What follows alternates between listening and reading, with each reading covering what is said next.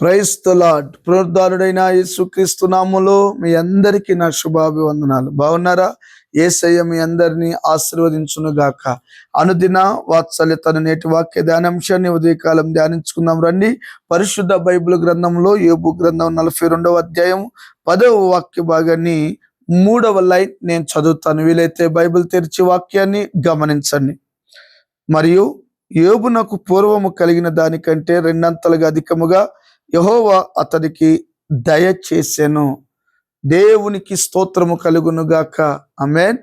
దైవజనమా, చదవబడిన ఈ వాక్య భాగాన్ని విన్నారు కదూ. ఈ మాట వినగానే ఎక్కడో నీకు తెలియని ఆనందం పుట్టుకొచ్చింది కదూ. ఈ మాట వినగానే యోబు గారిని ఆశీర్వదించాడు, రెండంతలుగా నన్ను ఆశీర్వదిస్తే బాగుండు అనుకుంటున్నావు కదూ. వాక్యము సత్యము కదా, నా జీవితాన్ని కూడా మారుస్తాడని నువ్వు అనుకుంటున్నావు కదూ. నువ్వు ఏదైతే అనుకుంటున్నావో అది సత్యమే. నువ్వు ఏదైతే కలలుగంటున్నావో అవన్నీ వాస్తవాలే.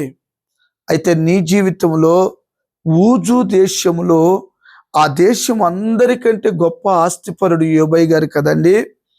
మరి ఇక్కడ ఏమంటున్నాడు 42:10లో, మొదట ఆశీర్వదించిన దానికంటే అధికముగా రెండంతలుగా దీవెన కలిగింది. ఈ వాక్యం వింటున్న నీ జీవితంలో దీవెన అనే మాట లేదుగా. పిల్లల విషయంలో దీవెన గాని, వ్యాపార విషయంలో దీవెన గాని, ఏవండి వెళుతున్న మార్గాల్లో దీవెన కనబడటం లేదు కదండి. దాని వలన ఎన్నో రాత్రులు నువ్వు ఏడుస్తున్నావు కదమ్మా. అయ్యా, నిన్నే ఎన్నో రాత్రులు నువ్వు ఏడుస్తున్నావు కదూ.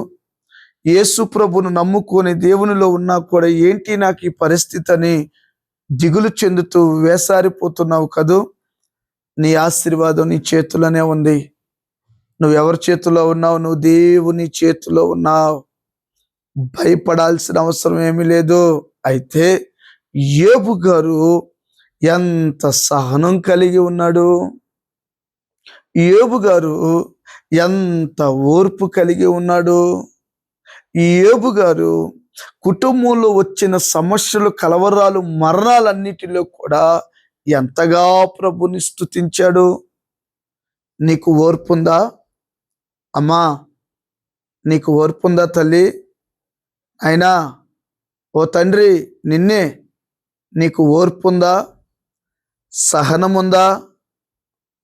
కష్టకాలంలో ప్రభును స్తుతించే ఆలోచన విధానం ఉందా ఎప్పుడైనా? మరి దేవుని నమ్ముకోగానే దీవెనలు పుట్టుకొని రావాలా నీకోసం? జిల్లా కలెక్టర్ అయినంత మాత్రాన ఏవండి తన పదవిని నమ్మకంగా చేయకపోతే జీతం ఇస్తారా? లేదే. సాఫ్ట్వేర్ ఉద్యోగం వచ్చిందని సంబరం చేసుకున్నంత మాత్రాన తను జాబుకి వెళ్లకుండా, కష్టపడకుండా, పని చేయకుండా జీతము రాదు కదా. మరి నీ జీవితంలో దేవుని నమ్ముకున్నంత మాత్రాన దీవెనలు వచ్చి పడతాయి అంటావేంటి?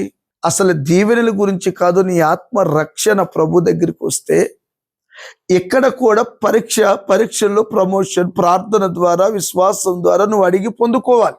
నువ్వు భక్తిలో యథార్థంగా నీతిగా బ్రతికితే అడగక మునిపే ప్రతి అక్కరతను ప్రభువే తీరుస్తాడు. ఈ రోజున కుటుంబాల్లో ఆశీర్వాదం లేకపోవడం అసహనమే. ఈ రోజున కుటుంబాల్లో దీవెన లేకపోవడం, ఓర్పు లేకుండా కొట్లాట్లు, గొడవలు, సమస్యలు ఎక్కువైపోవడం కారణం ఓర్పు లేకపోవడమే. ఎన్ని ఇచ్చినా తృప్తి లేదు, ఎంత చేసినా కూడా స్తుతి లేదు. చాలా మందికి మతి లేదు, అందుకే స్తుతి లేదు. యోబుకి స్తుతి ఉంది, మతి ఉంది.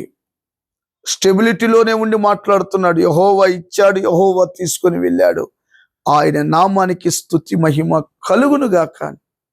బా, ఆ యోబులాగా నేను మారైతే ఎంత బాగుండో అనిపిస్తుంది. ఆ యోబు లాంటి సహనం నాకు కలగాలి.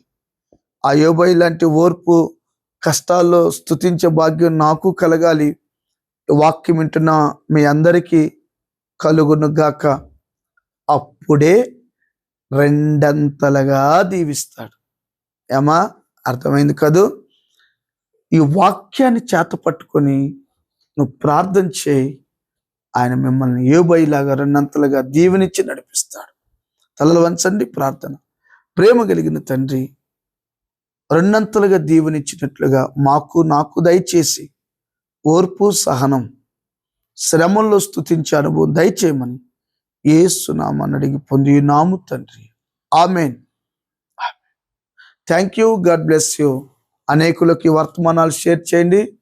దైవ దీవెనలు పొందండి. Thank you. God bless you.